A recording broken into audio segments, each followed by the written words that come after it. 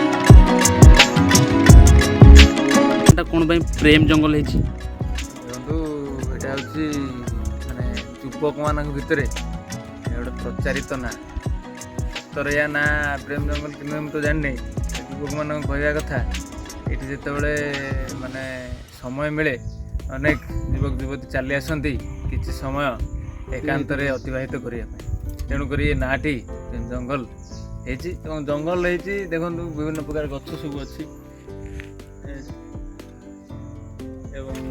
परिवेश पाखरे नदी टी बही जाइए ठंडा ठंडा पवन देहरे बाजुची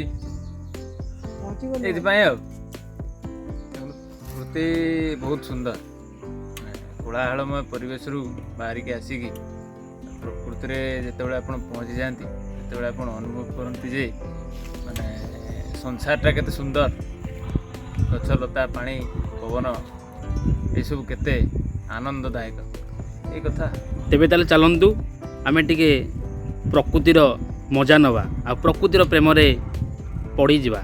चलो आगर आगे जाउछंती हमर गाइडर चिन्मय कुमार नायक।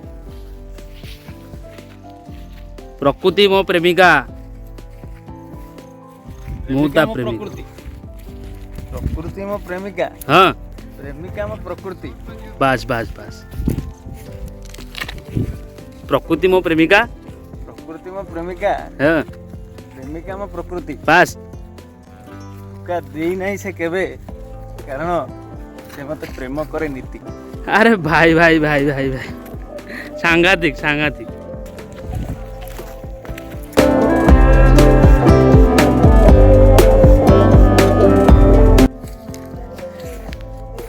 सार कौन जर है कि आपन खरा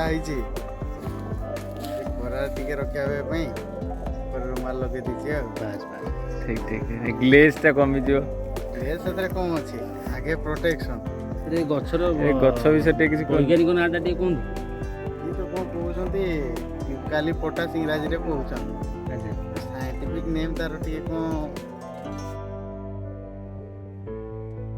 प्रकृति की कौन पाई कवि माने भल पाती तार किसी कारण कहि परिबे कवि हूँ लेखक हूँ से संगीतकार हूँ से माने आम देखती कौन कि प्रकृति ही से माने जो सृजनात्मक कलाटी एटा प्रकाशित हो तेणुक से प्रकृति को भल पाती प्रकृति रे जो शांत परिवेश रे निजर अंतर स्वर को से शुणी पाती से प्रकृति को भल पाती प्रकृतिर निर्जनतार से निजर काल्पनिक प्रेमिका को भेटती से प्रकृति को भल पाती प्रकृति रे से अनुभव करती जे जो साधारण जिनिस मनुष्य आखि को साधारण देखा जाए କେଜି ତାକୁ ସେମାନେ ଅସାଧାରଣ ଭାବରେ ବର୍ଣ୍ଣନା କରିବାକୁ ଶକ୍ତି ପାଆନ୍ତି। ତେଣୁକରି ସେମାନେ ପ୍ରକୃତିକୁ ଭଲ ପାଆନ୍ତି। ହେଲେ ପ୍ରକୃତି ପ୍ରେମୀଙ୍କ ଦୃଷ୍ଟିକୋଣରୁ ଆମେ ଯଦି ଦେଖିବା ତାହେଲେ ତାଙ୍କ ଅର୍ଥରେ ପ୍ରକୃତିର ମାନେ କ'ଣ? ତାଙ୍କ ଅର୍ଥରେ ପ୍ରକୃତିର ଅର୍ଥ ହେଉଛି ଇଏ ହେଉଛି ଗୁପ୍ତ ସ୍ଥାନ। ଗୁପ୍ତ ସ୍ଥାନରେ ନା ସମାଜର ନିର୍ଯାତନା ଅଛି, ନା ସାଙ୍ଗସାଥୀଙ୍କର ଟାହିଟାପରା ଅଛି। ଏକାନ୍ତରେ ମିଳନର ସମୟ ତାଙ୍କୁ ଏ ପ୍ରକୃତିରେ ହିଁ ମିଳିଥାଏ। କେବଳ ପ୍ରକୃତି ଆଉ ସିଏ କେବଳ ପ୍ରକୃତି କ'ଣ ଆଗ ଭଳିଆ ପ୍ରକୃତି ଏବେ ପର୍ଯ୍ୟନ୍ତ ବି ଅଛି? ଅଛି, କିନ୍ତୁ ଲୁକାୟିତ ଅବସ୍ଥାରେ ଅଛି। ଦେଖନ୍ତୁ ଯେମିତି ଏଠି ସୁନ୍ଦର ପରିବେଶ ଆମେ ଦେଖୁଛନ୍ତି, ଏମିତି ଅନେକ ଜାଗା ଅଛି ମନର ଭାବନାରେ ଭାବନାରେ ଖୋଜିଲେ ଏମିତି ସୁନ୍ଦର ସ୍ଥାନ ଅନେକ ମିଳିବ। ଆଉ ଆପେ ଆପେ ଯେଉଁମାନେ ମନରେ ଇଚ୍ଛା କରୁଛନ୍ତି ସେମାନେ ଟାଣି ହେଇକି ପହଞ୍ଚିଯିବେ ଲକ୍ଷ୍ୟସ୍ଥଳରେ। ହେଲେ ପ୍ରକୃତି ବର୍ତ୍ତମାନ ଦେଖିବାକୁ ଗଲେ ଆଜିକାଲି ବହୁତ ପ୍ରଦୂଷଣ ହେଉଛି। ତେଣୁ ସେ ଦୃଷ୍ଟିକୋଣରୁ ଆପଣ 2 ଲାଇନ୍ କୁହନ୍ତୁ, ମାନେ ଗୋଟେ ମେସେଜ ଯାଉ ସମାଜକୁ ପ୍ରକୃତିର ମୂଲ୍ୟ କେତେ? ତାର କାରଣଟା ହେଉଛି ଆମେ ଦେଖନ୍ତୁ ବ୍ୟକ୍ତିଗତ କର୍ତ୍ତବ୍ୟ ଯାହା ରହୁଛି ଆମେ ସେଟାକୁ ଭୁଲି ଯାଉଛନ୍ତି। ଯେମିତିକି ଆମେ ଆସିଲେ ଏଠି ପ୍ରାକୃତିକ ପରିବେଶର ସୌନ୍ଦର୍ଯ୍ୟରେ ମୁଗ୍ଧ ହେଇକି ଭୋଜି ଭାତ କଲେ, ଭୋଜି ଭାତ କରିସାରିବା ପରେ ବିଭିନ୍ନ ପ୍ରକାର ପ୍ଲାଷ୍ଟିକ ଜିନିଷ ଗୁଡ଼ିକୁ ଏଇଠି ଆମେ ଛାଡ଼ି ଦେଇକି ପଳେଇଲେ। ଫଳରେ କ'ଣ ହେଲା, ସେ ଜିନିଷ ତାପରେ ଅନ୍ୟ ଯେଉଁମାନେ ଆସିବେ ସେମାନଙ୍କ ପାଇଁ ସେଇଟା ଗୋଟେ ମାନେ ଅସୁନ୍ଦର ସ୍ଥାନ ହେଇଯିବ। ତେଣୁକରି ସମସ୍ତଙ୍କୁ ଅନୁରୋଧ, ଯେତେବେଳେ ବି କୌଣସି ନୂତନ ଜାଗାକୁ ଆପଣ ଯାଉଛନ୍ତି, କିଛି ଜିନିଷ ସେମିତି ଯଦି ପ୍ଲାଷ୍ଟିକ ହେଲା, ବୋତଲ ହେଲା, କାଚ ଜିନିଷ ହେଲା, ଏଗୁଡ଼ା ସବୁ ନେଇକି ଆସୁଛନ୍ତି, ସାଙ୍ଗରେ ଆପଣ ନେଇକି ଯାଆନ୍ତୁ। ସଠିକ୍ ଜାଗାରେ ତାକୁ ଆପଣ ପକେଇକି ଚେଷ୍ଟା କରନ୍ତୁ ଯେମିତି ପୁନଶ୍ଚ ଆପଣଙ୍କ ପରେ ଯିଏ ଆସିବ ସେ ସ୍ଥାନକୁ ସେ ମଧ୍ୟ ସମାନ ରୂପରେ ଦେଖିବ ଯେମିତିକି ଆପଣ ଦେଖିଥିଲେ। ଗୋଟେ କୁହନ୍ତି nature is a good healer, ଏ ଉକ୍ତିଟା କ'ଣ ସତ୍ୟ? ଏ ଉକ୍ତିଟା ନିଶ୍ଚିତ ଭାବରେ ସତ୍ୟ। ଏ ଉକ୍ତିଟା ଏ ଦୃଷ୍ଟିରୁ ସତ୍ୟ ଯେ ଆପଣ ପ୍ରକୃତିରେ କ'ଣ ହେବେ କି, ମାନେ ବିଶୁଦ୍ଧ ପବନ, ବିଶୁଦ୍ଧ ପରିବେଶ ପାଇବେ। ସ୍ୱାଭାବିକ ଭାବରେ ଆପଣ କ'ଣ ହେବେ, ସେଠି ଆପଣଙ୍କର ଯାହା ବି ମାନସିକ ଅବସାଦ ଥିବ, ଶାରୀରିକ ଅବସାଦ ଥିବ, ସେସବୁ ଦୂର ହେବ। ହେଲେ ଆପଣଙ୍କୁ ଯଦି କିଛି ସମୟ ମୁହୂର୍ତ୍ତ ମିଳେ ତ ଆପଣ କେଉଁ ପ୍ରାକୃତିକ ପ୍ଲେସ୍କୁ ଭିଜିଟ୍ କରିବାକୁ ଚାହିଁବେ ଓଡ଼ିଶାର?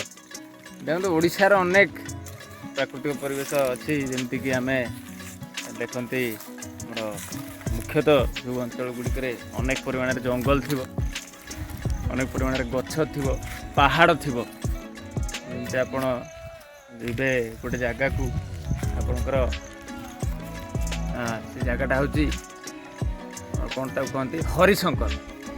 ସେଠି ଆପଣ ସୁନ୍ଦର ପ୍ରାକୃତିକ ପରିବେଶ ଭିତରେ ଦର୍ଶନୀୟ ସ୍ଥାନଟେ ରହିଛି, ବୁଲିପାରିବେ ଏବଂ ବହୁତ ଭଲ ମଧ୍ୟ ଲାଗିବ। ଆପଣ ଯାଇପାରିବେ ରାମଚଣ୍ଡୀ, ସେଠି ଆପଣ ସନ୍ଧ୍ୟାବେଳେ ସୁନ୍ଦର ଭାବରେ ରାମଚଣ୍ଡୀ କଥାରୁ ମନେ ପଡ଼ିଲା, ଏଠି ଗୋଟେ ରାମଚଣ୍ଡୀରେ ସନ୍ଧ୍ୟା ଯେଉଁ ଗୋଟେ ଅଛି ଆମର ଓଡ଼ିଆ ସାହିତ୍ୟରେ, ତା ବିଷୟରେ ଦୁର୍ବତ କୁହନ୍ତୁ। ଦେଖନ୍ତୁ, ସେ ଗୋଟେ କବିଙ୍କର ନିଜର ବ୍ୟକ୍ତିଗତ ଅନୁଭବ, ଆଉ ସେ ଅନୁଭବକୁ ସେ କବିତାରେ ପ୍ରକାଶ କରୁଛନ୍ତି। ସମସ୍ତଙ୍କୁ ମୁଁ କହିବି, ଥରେ ଆପଣ କବିତା ପଢ଼ିଲେ ହିଁ ଆପଣଙ୍କୁ ଲାଗିବ ଆପଣ ରାମଚଣ୍ଡୀରେ ବୁଲୁଛନ୍ତି। ଏତେ ଶକ୍ତି ଅଛି, ଏତେ ଭାବନା ପରିପୂର୍ଣ୍ଣ ଲେଖା ଲିଖନ।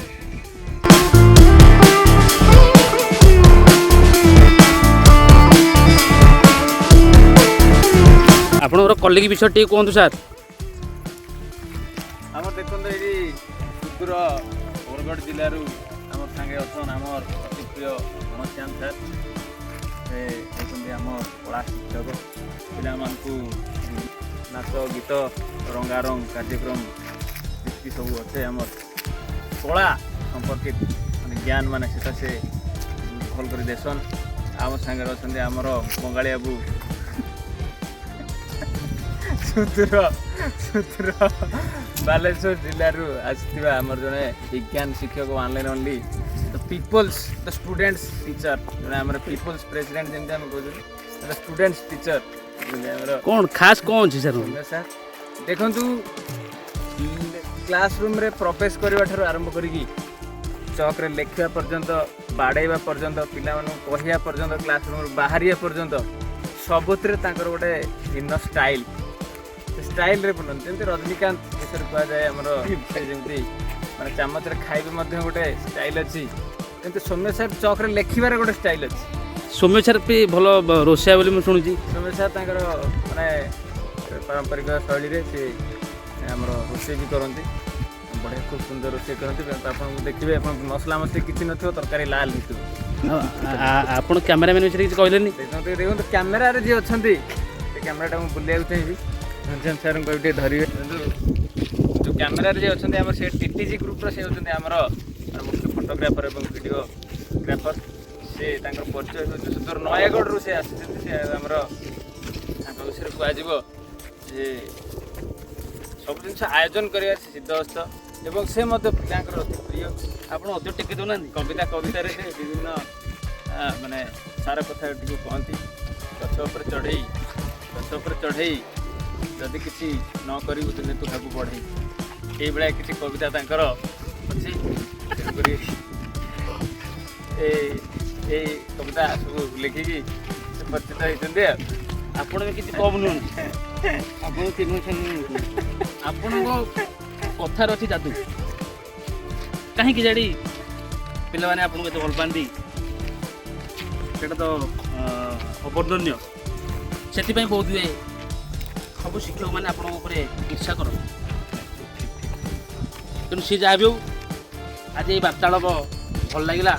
ତେଣୁ ଘନଶ୍ୟାମ ସାର୍ଙ୍କୁ ଅଶେଷ ଧନ୍ୟବାଦ, ସିଏ ଆମ ସହିତ ଆଜି ଯୋଡ଼ି ହେଇଥିବ। ଯୋଡ଼ି ହେଇଥିବ। Thank you.